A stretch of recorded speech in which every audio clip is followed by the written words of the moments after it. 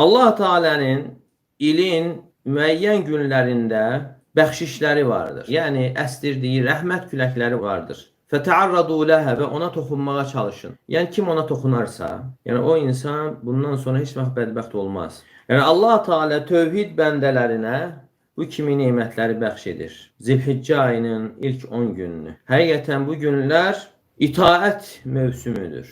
Mövsümlər içərisində ən əzəmətli bir mövsümdür. Mömin insanlar bu günləri gözləyir və şövqlə ibadət etmək istəyir, dərəcələrin qalxması üçün və xələlin doldurmaq üçün və naqisliyi aradan qaldırmaq üçün və həmçinin bundan öncə ötən, keçən naqisliyi əvəz etmək üçün.